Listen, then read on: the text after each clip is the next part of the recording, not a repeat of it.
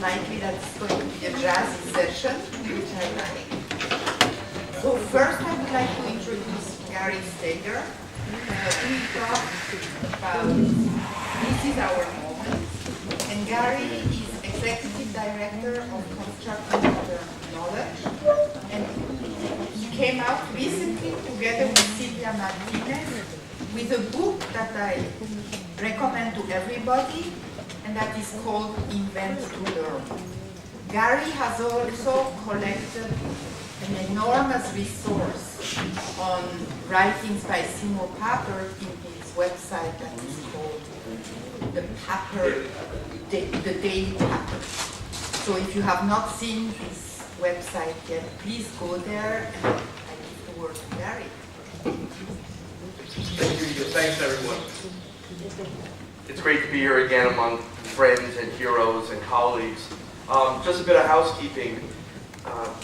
Edith mentioned the Daily Papert, dailypapert.com. One of the things I've been working on in my spare time is collecting video of Seymour that people haven't seen and getting it transcribed. And we're going to run a workshop this afternoon for folks who want to sort of dig deep into these new resources that haven't existed before. If you want to have access to this stuff, please bring a computer with you. Now, I have a lot of slides that I want to go through. Hopefully I'll be able to cover it in the amount of time that we have. But I want to share some cause for optimism and offer some challenges as well. I think we should be asking ourselves, is this our moment? And is the sort of mega change that Papert talked about at hand? Or as Brian's going to follow up with, what happened to revolution? I think we've got a lot of conditions in place for great things to occur, from computers being ubiquitous, to amazing array of construction materials, to the emergence of kid power and a growing hunger in the populace for alternatives to traditional schooling. But we're also facing, I believe, unprecedented and massive systemic and political resistance to what we know is possible. So, back in 1970 or 71, when Seymour and Cynthia wrote 20 Things to Do with a Computer, they talked about every kid having access to a computer. I was fortunate enough to work in the first schools where every kid had a laptop in 1990 in Australia, 24 years ago. The first laptops have been in classrooms for 25 years now. Seymour said in Australia in 2004 that the laptop is only important because it's disruptive. And yet, it's remarkable that we're still arguing 25 years later about whether kids should have access to computers, and 35 years after computers came into most of your schools, we're still trying to find ways to beg, bribe, cajole, trick, coerce, threaten teachers to touch the stuff. We need to do a better job. So, we've won this battle in one regard, in that fact that computers are widely available, and we even have the ability for kids to make their own computers. For pocket change, $35 with a Raspberry Pi. This was the sort of fantasy that Seymour had for decades of kids having control over the entire ecosystem of computing. That's now possible as well. We also have all kinds of new materials. And again, going back to 20 Things to Do with a Computer, there was an image of computing in this community going back 45 years to the computer being able to connect to the outside world, to be able to do things, to do more things than just crunch numbers or word process documents. And I think the time is finally at hand where a lot of this vision is becoming realized. In our book, we identified 3 technological game changers, kind of categories in which there is a lot of growth and new opportunities. It's often said that technology changes rapidly, as if only that were true in schools. The sad reality is much of what computers are used for in schools is exactly the same as they've always been used for, often with diminished expectations. But now we can make real things with 3D printers and laser cutters and fabrication technology. And the power of this isn't in every 7th grader making an identical Yoda keychain. It's in the fact that we've now given kids, for the first time in history, access to the Z-axis. We've created software that allows kids to be involved in the design of physical objects. Then we can add interactivity and intelligence to these objects with physical computing. We can make wearable computers with conductive thread and add circuitry to paper with conductive ink and circuit stickers and the like. And programming is becoming important, and again, not just because it leads to career opportunities perhaps, but because it answers the timeless question that Seymour began asking in the 60s, is the computer programming the child or the child programming the computer? It gives kids agency over an increasingly complex, technologically sophisticated world. So we have materials like wearable lily pad Arduino where you can draw a piano and play it, or the Makey Makey where we can make a drum set out of bananas and turn the entire world into an interface for our computer, or circuit stickers where we can add circuitry to paper and make greeting cards that light up or interact with our environment. We can sew a tie, sew circuitry into a tie for our father that says, "I love you" on Father's Day. We can use recycled materials like Snap and a Hummingbird microcontroller to bring a robot dog to life out of cardboard. You can adjust his eyes.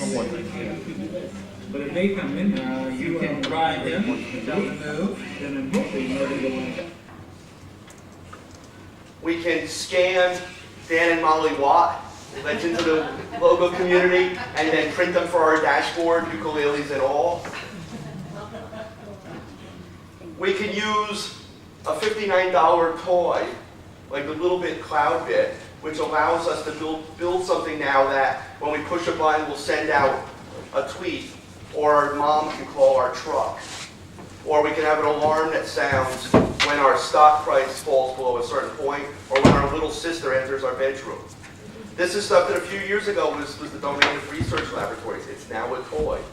Unfortunately, it tends not to work in schools because of internet filtering and such, because apparently there's a great deal of concern that the toys are looking at porn. This is a photo I took at Maker Faire 3 years ago of the robot petting zoo, where parents queued up for the children to spend a few minutes in the pen with the robots that beeped and burped and squawked and blew bubbles and ran away. These robots, incidentally, were printed on MakerBots. And to the kids, it's a reminder of something Alan Kay said, that technology is anything that wasn't there when we were born. To them, it's not hard and worthy of study. Their behavior was virtually indistinguishable from had there been a goat or a chicken or a cow or a kitten in that pen. You know, Seymour said that if you can use technology to make things, you can learn a lot more interesting things. You can learn a lot more by making them. About 25 years ago, I was snuck to a beachside resort by Dan and Molly to teach them about Lego Logo at the time. And Dan was getting frustrated with the Lego, and he said something that was really profound. He said, "I hate this stuff. You can never make the thing. You can only ever make a model of the thing." And education has been consumed by making models of things, of engaging in simulation, of make-believe, when now, increasingly, we can make real things.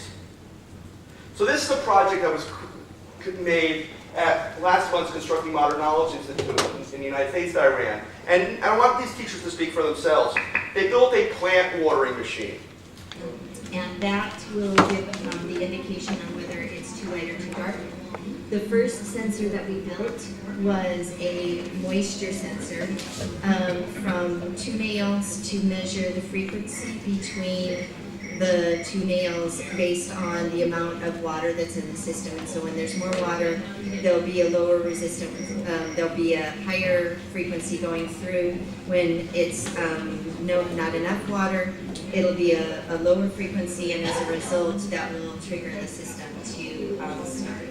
And so, and what we've used here is we've powered it with a external power source so that it doesn't have to be plugged into something. So when the conditions are met, where it's dark and it's dry enough, then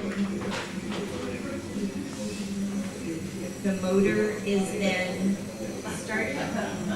It raises the watering system and waters the plant for a certain length of time, and then returns the watering system to its original position to wait for a new reading to occur. Thank you. So what do you guys teach? I teach 7th and 8th grade math. I'm a middle school librarian. Technology programs in low-school schools. I'm a technology integrator at an international school. I teach 3rd through 5th science and How many of you worked with any of this technology in the past? Very little. Nothing. Yeah. None of it? I've never done anything with the Arduino board. The other thing that we did as a part of the project was to use the 3D printer to develop this nail separator so that there was consistency. Rick designed it with Tinkercad and then printed it out on the 3D printer. Fantastic. Congratulations. There aren't a set of technology standards or K-12 ICT standards in the world that result in what they did in 4 days without instruction. Right? There's a lot of 6-year-olds who identify algorithms, but there's no saying I need a tool and I have the ability to make it. That we live in an age now when the best thing schools can do is prepare kids to solve the problems that their teachers never anticipated. That kids can go about life with the confidence and competence to recognize that when faced with a challenge or dilemma, I have the ability to solve this problem myself, even if only to discover that there's a lot more that I need to know. On the left is a project created last year, Constructing Modern Knowledge, where teachers drew a digestive system and circulatory system on a t-shirt, used conductive thread and a makey-makey, so that when they pointed to a place on their body, an animation or a video or a web page they created would describe that anatomical system. On the right, we have a music teacher who had never done anything with computers before, who built a harp out of conductive thread and a purloined hotel trolley, and was explaining her harp to Eleanor Duckworth. And it didn't have to just make harp noises, it could make any sounds then. A year ago as well, this guy went to the shop, bought this plate. He used it with the Lego We Do, which is the early childhood Lego robotic system, to build a 3D scanner that with program he wrote in Scratch would draw a side and aerial view of the image as it rotated on the Lazy Susan that he built. And he controlled for the Z-axis by knocking a block out of the tower. When he told us this is what he wanted to do, we looked at him clinically and just left him alone for a few days. And then the thing worked. Now, this summer, using Pixie sensors to bring to object recognition and color, a windshield wiper pump to build fountains like you might find in Las Vegas that reacted to the conducting with the balloon. Again, teachers who had never worked with these materials before. You can't teach 21st century learners if you haven't learned this century. This is the back end of a sound garden, a massive project that when you walk through it, it would play music and flowers would bloom and things would change color. And it was a whole bunch of laptops and makey-makeys and conductive thread and foil and stuff that made it work. And even a giant robot that had an Arduino-powered light-up shield that used solar energy for its power source. When kids are making things, they're telling us that they're viewing the world differently. They're developing a different set of epistemic lenses. And I'm starting to think that while it's great to make things and to learn by making things, there's another level, which is making things work. There's a level of euphoria and satisfaction and ecstasy that accompanies actually making something work. A friend of mine sent me this video of kids working with just traditional Lego materials. You know, the Lego set that's designed so you can build a truck that kills everybody else's truck. But in this case, watch the blonde kid.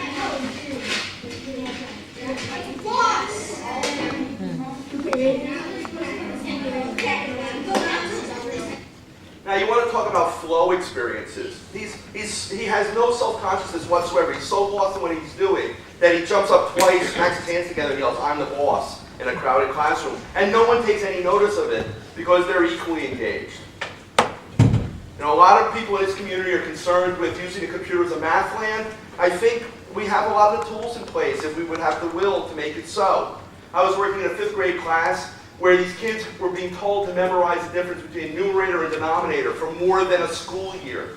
And finally, when I couldn't take it anymore, my head was about to explode, I said the first kid who writes a program that draws any fraction I type in as parts of a circle, I'll take you out to lunch. I wasn't sure I was allowed to do that. The kid said, "Can we work together?" I said, "Sure." And 2 days later, 3 10-year-old girls handed me this program. All the curriculum wanted of these kids was to define, point to, which is the numerator, which is the denominator. There was no mathematics in this math at all. And in this case, the kids were doing real mathematics and learning all sorts of other things beyond just memorizing terms. We can use environments like turtle art, where we don't just have this sort of dystopian view of programming of numbers on screens, where we can make beautiful things, where if you were asked to create that image on your own, you would be, paralyzed with fear. But it's very simple to sort of play turtle with this and make your pen narrower and your shade lighter, and to create this wonderful world where changing one variable allows you to see the results of that change and make predictions and to understand mathematics in a really powerful, meaningful way. This 6th grade boy had created an elaborate program in turtle art, and when he was describing the program to his school principal with remarkable mathematical precision, he occasionally said indented hyperspaces, which was kind of funny. And also, after describing his program, turned to me and said, "Hey Gary, what does x-coordinate mean?"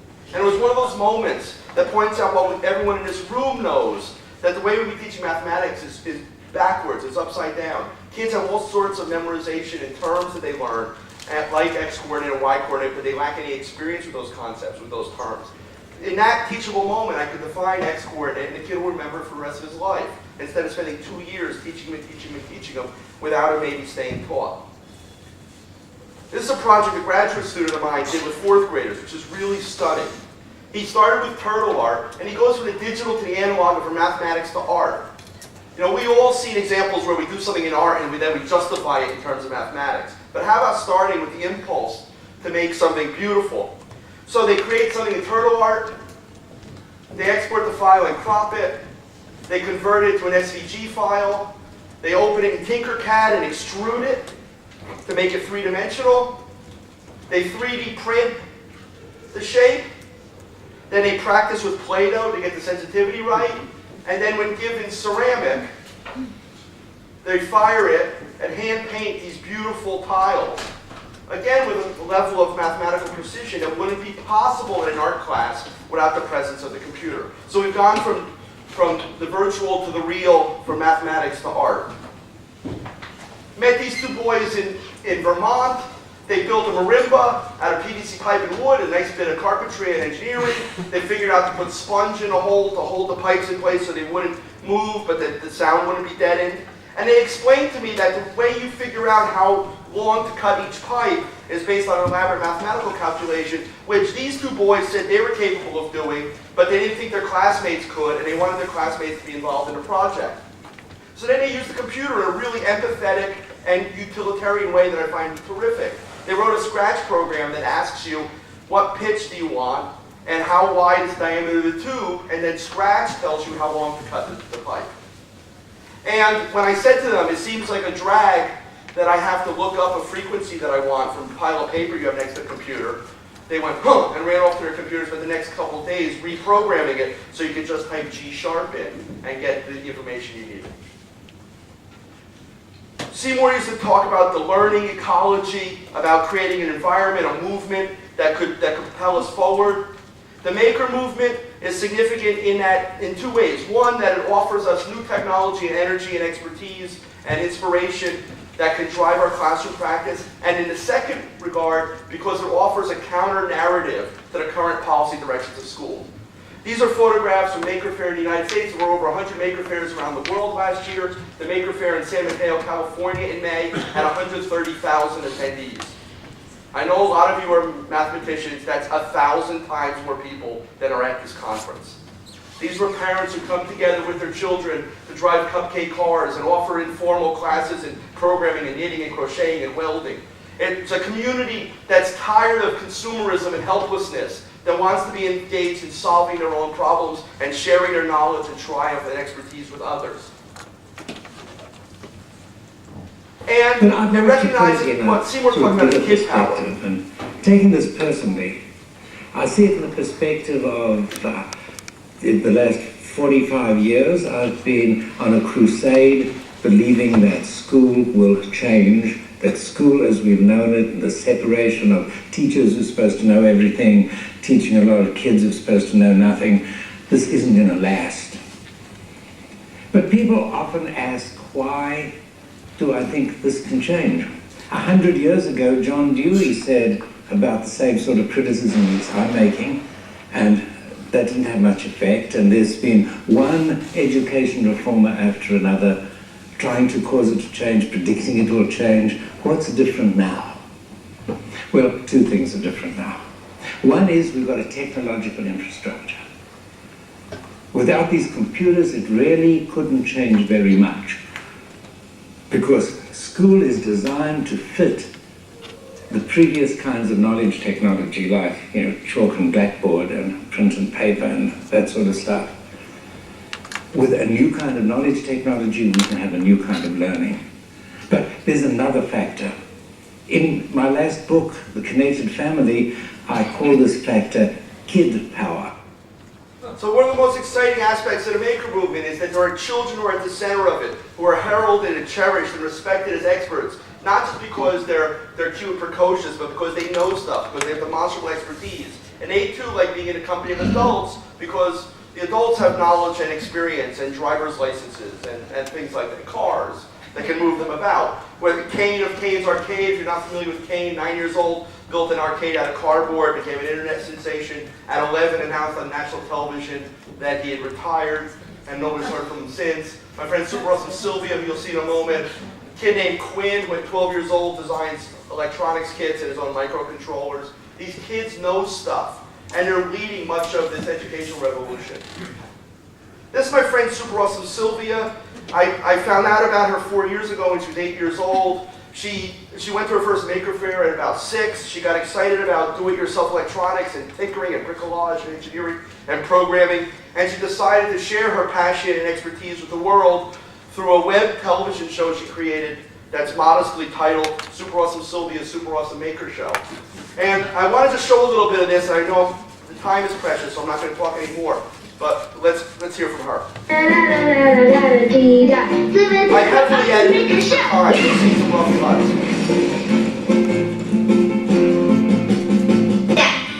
For our first project, we will be making an adjustable strobe. For this flashy build, we will need an Arduino and a cable tip.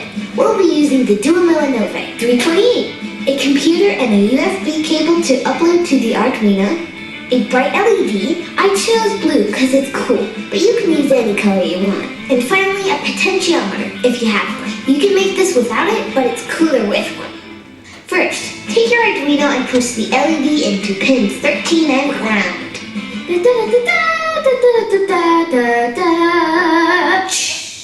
Now it's time for SmartBot's Thinking Lab, where we try to explain how things work. LEDs, or light-emitting diodes, are really just diodes that emit light.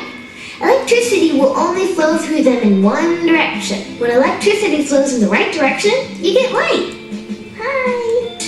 Now take your potentiometer, take the first lead and plug it into 5 volts.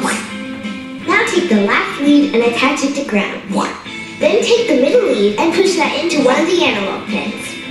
I chose pin 2. Because it's the coolest of the analog pins. I'm cool. This allows you to very carefully set a voltage between 0 and 5 volts to analog pin 2. This value is read by the Arduino as a number between 0 and 1023. Then using a little math, this number becomes the delay value for our strobe. Now we take the source code of... Now, she's uploaded the source code, she's doing persistent division to make the strobe work, to make it look like her fan is stopping. What's most amazing about this is the moment where, besides the fact that she's 8, and that's infinitely better than making a PowerPoint presentation on a topic you don't care about for an audience you're never going to meet.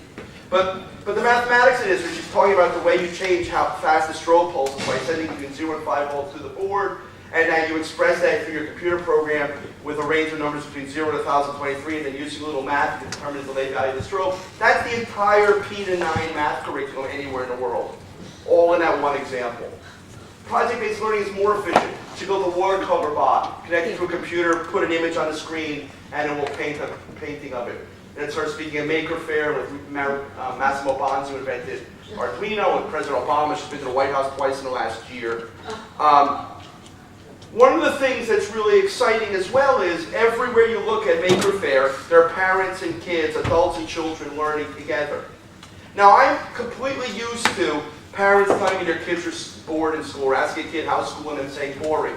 What I didn't expect was the unanimity with which the parents, the engaged parents that we all seek at Maker Fairs, report that school is killing their children.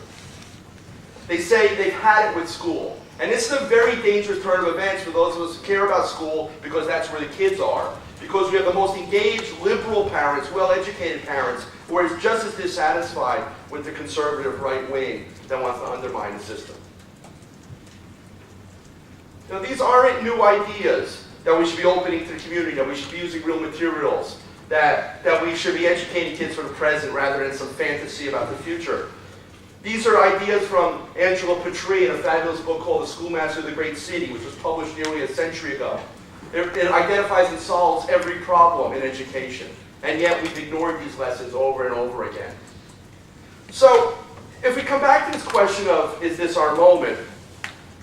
We have the conditions in place to really bring about the sort of mega change that many of us have believed in, if only we were to have the will to. But we have this conflict between what the constructionism community believes that learning is about and what the policymakers around the world believe that learning is about. In Perestroika and Epistemological Politics in 1990, Papert predicted that the system would react badly to these sorts of innovations. And we have incredibly mean-spirited, anti-child, anti-democratic forces in a lot of Western countries that are making school a miserable experience, rather than a place where kids wake up in the middle of the night, not waiting to get back to school so that they can work on a problem that matters to them, some project that they're in love with, or teachers wake up every morning asking themselves, how do I make this the best 7 hours of a kid's life? We need to decide where we stand, what our stance is in this conflict. You know, Seymour said when ideas go to school, they lose their power. I think Hour of Code is the worst form of idea aversion. In Newark, New Jersey, an incredibly poor urban school district outside New York City, we used to teach Logo in 50 schools. They eliminated that so they could turn the classrooms into day-long Dickensian sweatshops where kids do nothing but prep for standardized tests. And then the senator from that city has the audacity to advise us that we should participate in Hour of Code. I keep waiting for Hour of Algebra or Hour of 5-paragraph essay. When do kids get to do anything good? The worst part about Hour of Code is many of the people behind it hate teachers and are trying to dismantle public education. We can't separate the quest for social justice and equity and creating beautiful spaces for children with the folks who are holding up a shiny object for poor children while their own kids have a very different quality of experience. I often wonder, is deep learning possible? I go to conferences where even my friends say, look what we did for 2 class periods or 2 hours or 2 days. When do kids get to do something longer than the course of an antibiotic? When do they get to be good at something? We taught a couple 100,000 5th to 7th graders the program in Australia 25 years ago. If the adults had the attention span and the discipline required to build upon the capacity of those kids, who knows what would have been possible? Again, our friend Patrice said, I do not remember the school ever staying with a beautiful idea long enough to have it become part of children's lives. We as a community need to have some discipline, maintain some focus. And I'll just end with 2 quick thoughts. 2 ideas that Papert wrote about a lot, love is a better master of duty than duty, and talking about nothing beautiful is forced, came to mind when I was working in the American School of Bombay in India a couple of months ago, and we introduced the kids to turtle art, and then we had stations set up for Arduino and wearable computing and makey and Scratch and squishy circuits and a whole bunch of stuff. 10th graders could spend 3 hours working on anything they wanted with any of their friends. They could giggle and high five and make things and have a ball. And this one little girl, 15-year-old girl, sat in the corner programming. She had never programmed before that day. Spent hours working in turtle art, almost defiantly. And at the end of the 3 hours, she was generous enough to share with us what she had programmed. And that was the result.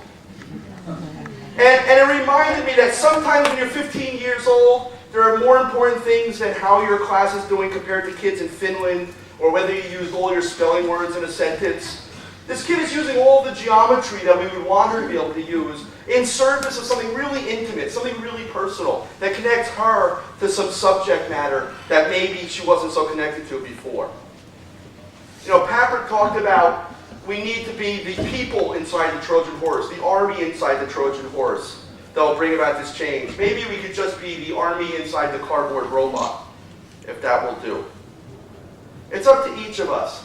If we won't stand between the kids and the madness, who will? Those of us who know better need to do better. And we've got a lot of great stuff at our fingertips.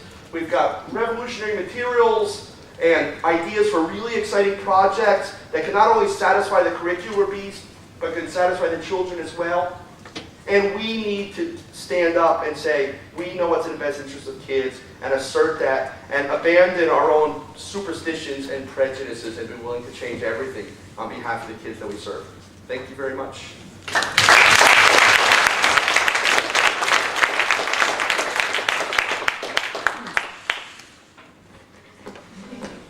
cannot think of a better introduction to our next speaker, who is Brian Harvey, and he now works at the Computer Science Division at the University of Berkeley, California.